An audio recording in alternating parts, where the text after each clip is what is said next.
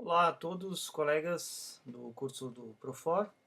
Meu nome é Gilles, eu sou professor efetivo do LLE, eu dou aula de francês e, enfim, me efetivei agora em agosto, faz muito pouco tempo. E, enfim, nesse vídeo, né, nos pediram para falar sobre a nossa relação com a tecnologia e, obviamente, quando eu lembro de tecnologia, eu lembro que, de fato, eu aprendi a lidar com computadores uma vez adulto. A minha principal experiência com tecnologia, primeira experiência com tecnologia foi principalmente o videogame, né, que queira ou não é um aparelho que veio aí revolucionar, né, a tecnologia e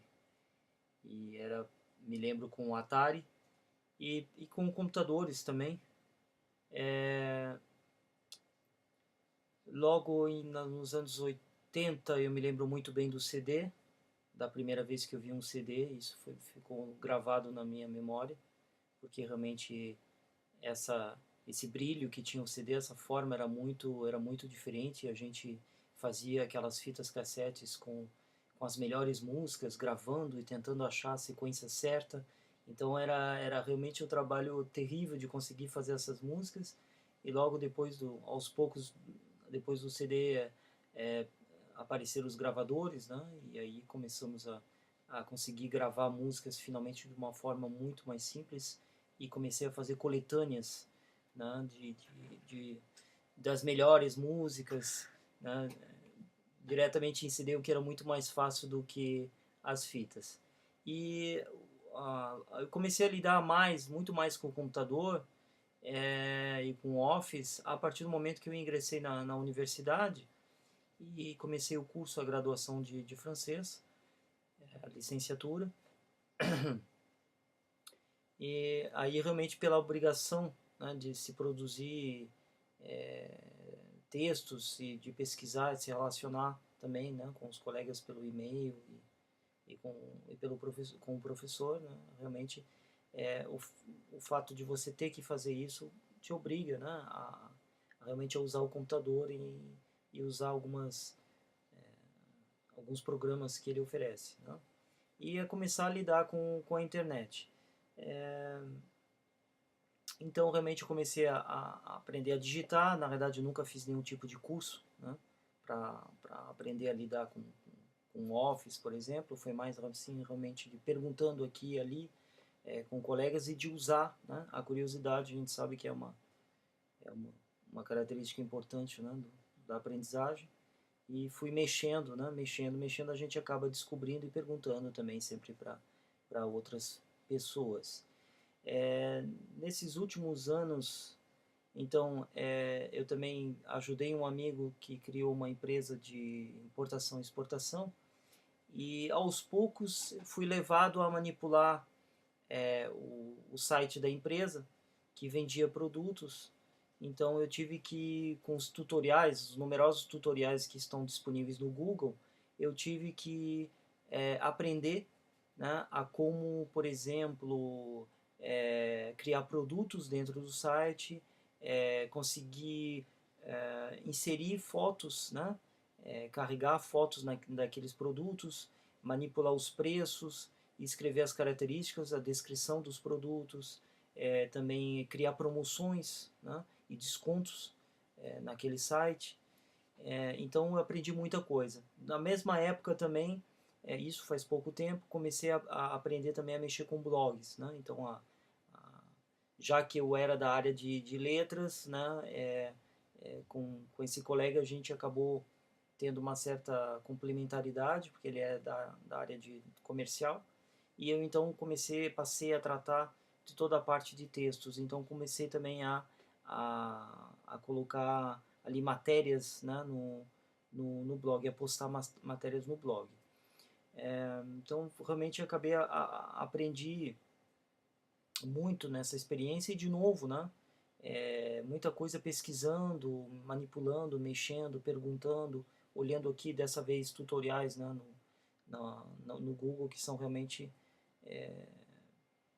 úteis, né? Claro, existe muita bobagem, né, na internet, mas tem muita coisa interessante também que a gente acha. Então, cada vez que eu precisava, como vou fazer tal coisa, eu pesquisava no Google e encontrava sempre alguém disposto ali a colocar algum vídeo explicando, né? E você vai selecionando, vendo quais são os vídeos que tem uma didática, né, melhor, que explicam, né, com mais clareza. E, de fato, é, eu aprendi muita coisa nesse aspecto da manipular a tecnologia, né? Então, nas minhas aulas, eu acabo utilizando o YouTube, né? Com o Data Show, nós temos a chance na UFSC de ter o Data Show nas salas, então eu uso o Data Show para assistir vídeos, principalmente, documentários, ouvir músicas, né? Uso também, obviamente, o e-mail com meus alunos. É, uso o Google Drive, por exemplo, que é muito útil para você carregar e enviar documentos muito pesados, né, que você não conseguiria mandar pelo e-mail normalmente. E realmente essa tecnologia ela está ali para dar um apoio, né, à nossa pedagogia. O que realmente eu ainda não sei fazer, nunca manipulei, porque justamente ainda não tinha sido levado a isso, não tinha essa necessidade, é o Moodle. Realmente o Moodle ainda não sei manipulá-lo. Espero, então, uma das expectativas nesse curso é de realmente conseguir aprender a utilizar o Moodle corretamente, mas acredito que não seja uma dificuldade maior, porque eu conheço pessoas que já sabem manipular o Moodle e com esse curso, mais essas pessoas que podem tirar alguma dúvida, eu acredito que possa ser uma coisa muito interessante, né? Outra coisa que a gente percebe que em sala de aula está entrando cada vez mais são os arquivos em PDF, né? O pessoal traz tablet com textos já em PDF.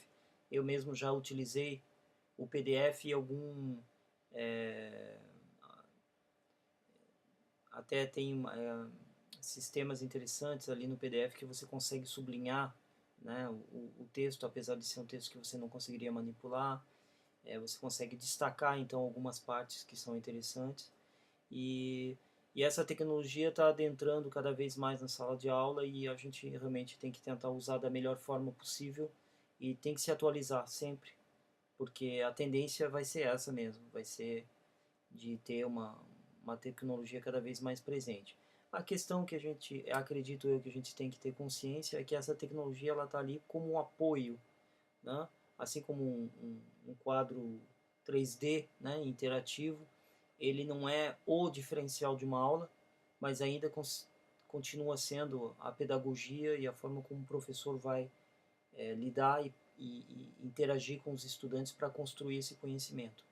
O quadro interativo, assim como o Data Show, como o Moodle, são suportes que são, se forem muito bem utilizados, obviamente vão ser de uma grande vão ser uma grande vantagem na sala de aula e podem fazer com que a aula seja muito mais dinâmica e interativa e a gente pode justamente usar essa tecnologia para como fonte de material, né, para todos esses estudantes. A gente não pode esquecer que não faz tanto tempo assim, o único material que os estudantes de francês, por exemplo, tinham era o fita cassete que ficavam ouvindo diretamente porque não tinha realmente, tirando alguns livros e o laboratório, né, onde ouviam essas fitas cassetes, não tinha muita coisa.